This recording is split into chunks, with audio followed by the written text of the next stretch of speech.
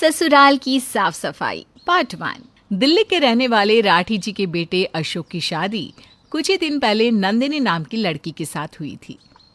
राठी जी के परिवार में उनकी पत्नी और एक बेटी राधा थी। राधा की अभी शादी नहीं हुई थी।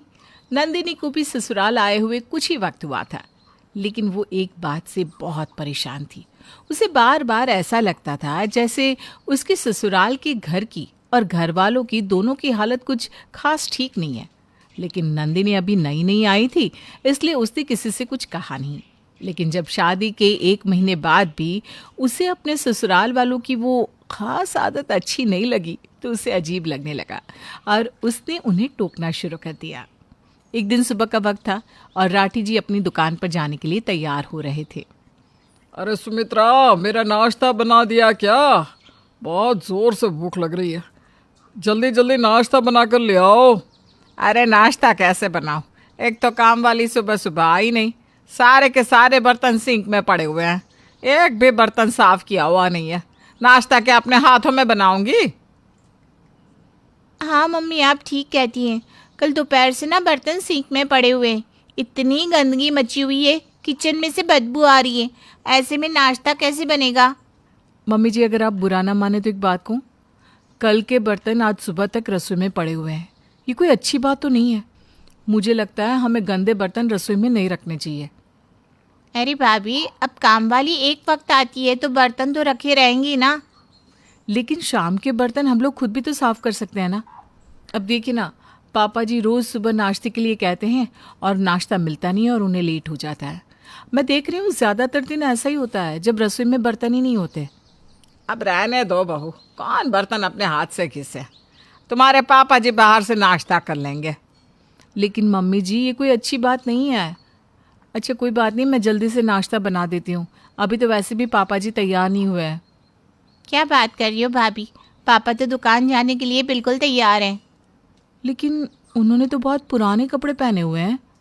तभी वहाँ पर अशोक आता है। क्या हुआ? आपस में क्या बातें हो रही है? देखो तो, तुम्हारी बहू कह रही है कि तुम्हारे पापा जी दुकान जाने के लिए तैयार नहीं हुए, उन्होंने पुराने कपड़े पहने हुए हैं। अब तो तुम मुझे भी देख कर कहोगी कि मैं ऑफिस जाने के लिए तैयार नहीं हुआ। हाँ बिल्कुल, मैं कब से देख रही हूँ आप वो बिना आयरन किए हुए कपड़े और पुराने घिसे पिटे शर्ट पहनकर ऑफिस चले जाते हैं। ये कोई अच्छी बात नहीं है। अरे बहू, तुम्हारे पापा जी को दुकान जाना है और अशोक को अपने ऑफिस।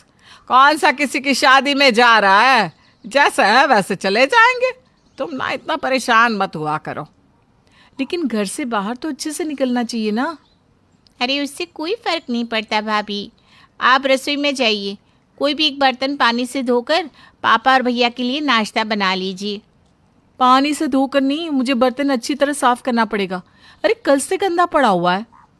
अरे जल्दी से पानी से धो लो ना, क्या फर्क पड़ता है?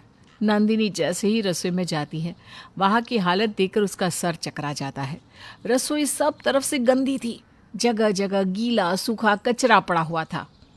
अरे बाप रे, रसोई तो बहुत ज़्यादा गंदी है। ऐसी रसोई में कोई खाना कैसे बनाएगा? इतना कहकर नंदिनी बाहर निकल जाती है। क्या हुआ? नाश्ता तैयार नहीं किया तुमने अभी तक? अरे बहू, मुझे दुकान के लिए देर हो रही है। पापा जी, रसोई ना बहुत ज़्यादा गंदी है, एक भी बर्तन नहीं है, इसलिए आज आप बाहर से ही नाश्ता कर लीजिए। लेकिन मैं वादा करती हूँ कि कल से आपको टाइम पर और साफ़ बर्तनों में नाश्ता मिलेगा। भाभी, वैसे मजाक ना अच्छा कर लेती हैं आप। सुबह सुबह टाइम पर साफ बर्तनों में नाश्ता मिलेगा। लेकिन कैसे? हमारी काम वाली बाई दोपहर में 12 बजे आने वाली है, आपको पता नहीं क्या? आपको तो इस घर में आए हुए 1 महीना हो गया है। आप लोग उस बात की चिंता मत कीजिए, आप बस अपना काम करिए, मैं करती हूँ कुछ। सब लोग वहाँ से अपने अपने काम पे चले जाते हैं। राधा अपने कॉलेज चली जाती है, सुमित्रा कीर्तन में, अशोक अपने ऑफिस और राठी जी अपनी दुकान पर चले जाते हैं। शाम के वक्त जब सब लोग लौट कर आते हैं। अरे सुमित्रा, अगर चाय का बर्तन साफ हो तो ज़रा मेरे लिए चाय बना दो। अरे मैं तो खुद अभी अभी 2 मिनट पहले कीर्तन से लौट कर आई हूँ।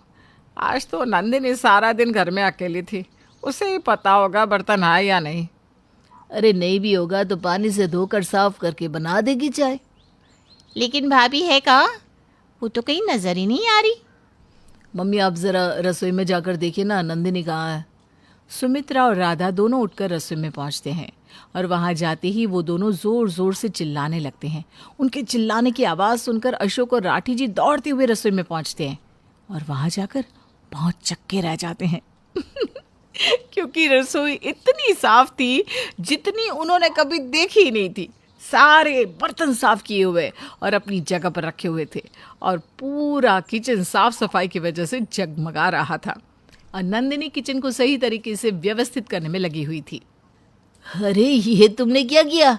ये हमारे ही घर की रसोई है क्या? बिल्कुल, ये हमारे ही घर की रसोई है और अब आप मुझे बता सकते हैं कि आपको खाने में क्या खाना है, क्योंकि ना तो कोई बर्तन गंदा है और ना ही चीज़ें बिखरी हुई है। वैसे कुछ भी कहो बहू, तुम्हारी तारीफ तो करनी पड़ेगी। तुमने तो एक ही दिन में रसोई को कितना साफ कर दिया। रहने दीजिए पापा जी, ऐसी सफाई रोज रोज कौन करता है। काम वाली तो करने से रही, और भाभी भी एक दिन में इतना थक जाएंगी कि वो 3 दिन रसोई में फिर से नजर ही नहीं आने वाली। वही तो मैं कह रही हूँ, एक दिन चमका लो, उसके बाद रोज रोज कौन सा कोई इतनी मेहनत करता है। रसोई तो फिर गंदी होने वाली है। अब भाई काम वाली आएगी, सुबह सफाई करके चली जाएगी, अगले दिन तक कौन इसे घिस कर साफ करेगा। आप लोगों को उसकी चिंता करने की ज़रूरत नहीं है। आज से रसोई को मैं संभालूंगी और आपको हमेशा वो ऐसी ही नज़र आने वाली है। सब लोग हैरान थे लेकिन खुश भी थे कि नंदिनी ने उस घर की रसोई को एकदम साफ सुथरा कर दिया था। रात के वक्त जब नंदिनी अपने कमरे में पहुंची तो उसने अशोक की अलमारी को खोला। अरे इस अलमारी में नहीं, तुम्हारे कपड़े दूसरी अलमारी में है। मुझे पता है, मैं आपकी अलमारी चेक कर रही हूँ। लेकिन क्यों? आप जिस तरह के कपड़े पहनकर ऑफिस जाते हैं ना, मुझे बिल्कुल भी पसंद नहीं। आपके किसी भी कपड़े पर आयरन नहीं होती और शर्ट देखिए कितनी गंदी और पुराने ज़माने की है। अरे पुराने जमाने की नहीं है, तुम्हें तो हर चीज पुरानी लगती है। गंदी नहीं है, रंग ही ऐसा है। अरे जाने दो ना, तुम नहीं समझोगी। और तुम मेरी अलमारी से दूर हटो, मुझे ऐसे ही कपड़े पहनने की आदत है। लेकिन क्यों? हमारे पास सब कुछ तो है, ना पैसों की कमी है ना कुछ और। लेकिन आपके कपड़ों की और इस कमरे की हालत तो देखिए ज़रा। अरे मैंने कहा ना, मुझे ऐसे कपड़े अच्छे लगते हैं। देखो तुम ज़्यादा परेशान मत हो, रात बहुत हो गई है, सो जाओ। क्या नंदिनी अपने ससुराल वालों को समझा पाएगी? क्या नंदिनी अपने ससुराल वालों की रहन सहन के तरीके को साफ सुथरा और अच्छा बना पाएगी? जानने के लिए देखेंगे हम इस कहानी का अगला भाग।